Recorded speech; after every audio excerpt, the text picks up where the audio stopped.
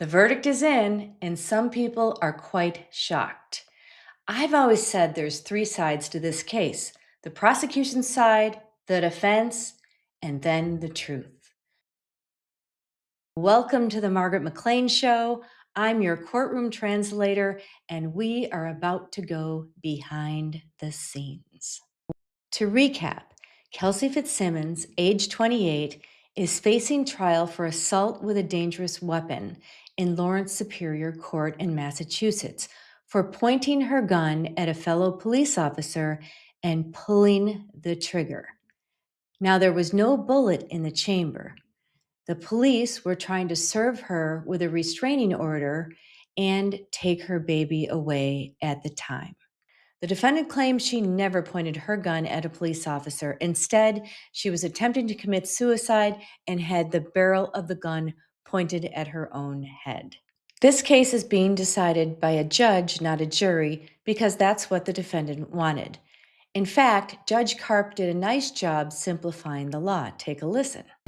As for the law, in order to prove Ms. Fitzsimmons guilty of the crime of assault by means of a dangerous weapon, the Commonwealth must prove the following three things. We lawyers call these things elements beyond a reasonable doubt. First, that Ms. Simmons committed an assault on Officer Newman. Second, that Ms. Simmons intended to commit the assault. And third, that the assault was committed by means of a dangerous weapon. The sole issue before me is whether the Commonwealth proved each of these three elements beyond a reasonable doubt. And more specifically, under the circumstances of this case, the narrow issue before me is whether the Commonwealth proved beyond a reasonable doubt that Ms. Fitzsimmons pointed a firearm at Officer Newman for any perceptible amount of time.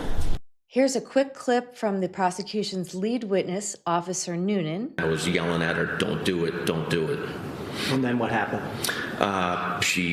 After she successfully got around in the chamber, her right arm started to come up, and I shot twice in rapid succession.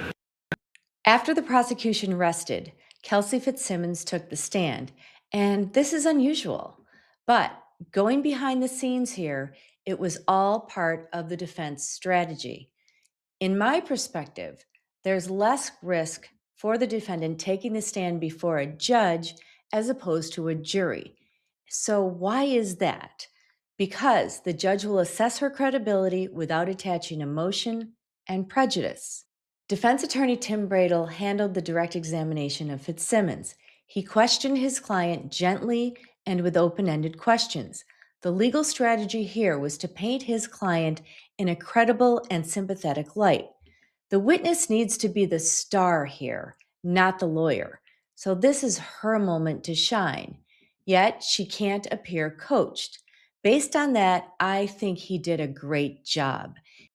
Here, Kelsey is describing her state of mind after being served the restraining order obtained by her ex-fiancé and learning that they were going to take her baby away right then and there. And I said, "Do you have the affidavit so I can read what I'm being accused of?" And they didn't. And they said they didn't know the details. And he said that Caden was on it as well. And did that affect your state of mind? yes. How so? I knew in that moment I was going to have to hand my 4-month-old to a police officer to be brought out of my house. How did that make you feel? I don't know if there's a word. Sad. Were you able to have a minute or two to kind of comprehend it, or did something else immediately happen? I comprehended it. I was asked to pack a bag for Caden for about 2 weeks. Next, she testifies about her suicide attempt and how she had her gun pointed at her head the entire time, never at Officer Noonan. Just walked in. He said, "Kelsey, no. Kelsey, no." I pulled the trigger. I'm sorry, but I said. What happened next? I got shot. How long after you said that did you get shot? I don't even think I got to the K in the word before I was shot. What did that feel like? What part? Getting shot in the chest. Hurt? Did the force of that bullet knock you in any particular direction? It knocked me backwards. At any point, did you move the muzzle of that gun No. towards Noonan? No, never. Did you move it anywhere? No. Never. For closing arguments, the prosecution has the burden of proof, so they always go last. They get the last word. So the defense goes first. So the defense knows that if the judge believes Officer Noonan, they lose. May it please the court. Counsel, ladies and gentlemen. Your Honor, June 30th, 2025 was the worst day in Kelsey Fitzsimmons' life. Her whole world imploded. Her fiance betrayed her. Her baby was being taken away. She was going to lose her house, her job. There was an incredible confluence of tragedy that was visited upon her that day. That day was about her, and she decided in the midst of what you saw testified to here, she decided to end her life. Patrick Noonan, when he came back up those stairs, Your Honor, walked into a suicide in progress. That gun was nowhere near him. That gun was already pointed at Miss Fitzsimmons' temple by Miss Fitzsimmons. She was a couple steps into the room. Officer Noonan, a gung-ho cop, highly trained, a SWAT guy, he'd already been ginned up all afternoon by the insane, ludicrous statements of Justin Elaine. He had that in his head. He walked in, and like all of us are susceptible to, he made a mistake. He shot too quick. He reacted too quickly. And instantly, he realized that he had to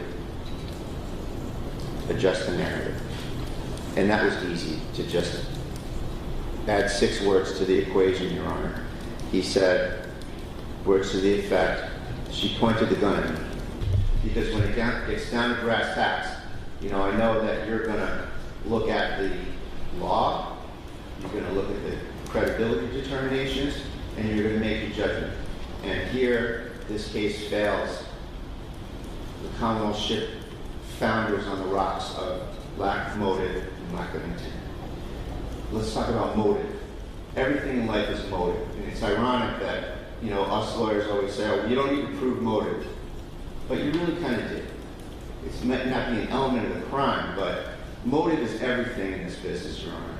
Let's look at the motive or lack of motive. Fitzsimmons and Noonan are colleagues. They have already bonded over shared tragedies, shared experiences. They were okay with each other. They were friends. Kelsey thought well of him, and she thought he thought well of her. She knows he has a family. She knows who his family is. She's not going to harm this guy. He walked into Kelsey's room, and Kelsey had a gun door at him. And he walked into a suicide in progress room. The defense is arguing this was a suicide attempt misinterpreted as an attack. And finally, here's the closing argument from Prosecutor Gubitos.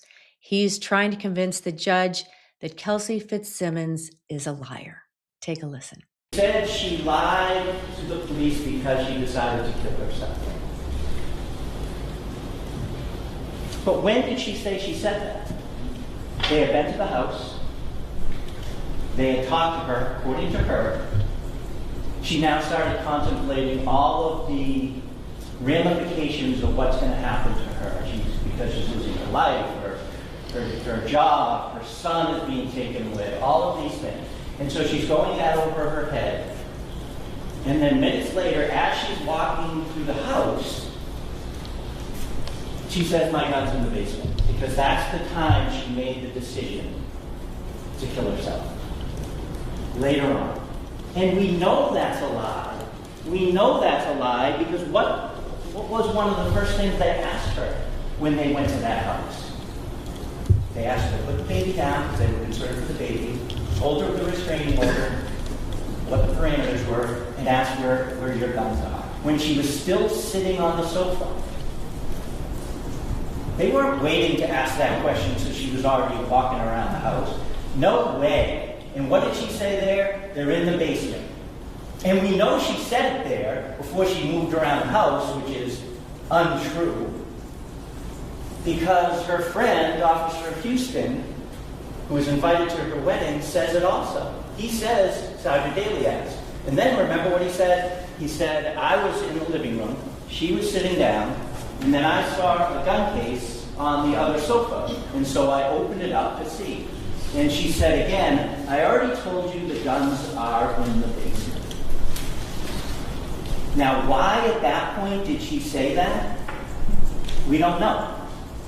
She didn't tell us, because she lied to us about why she said it later, because we know she didn't say it later.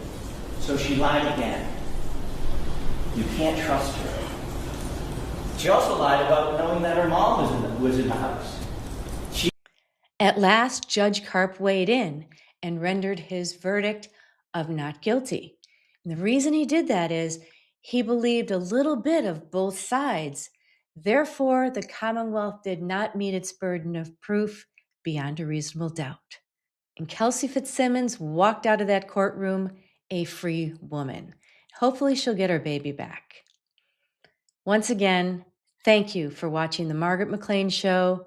I'm your courtroom translator. Until next time.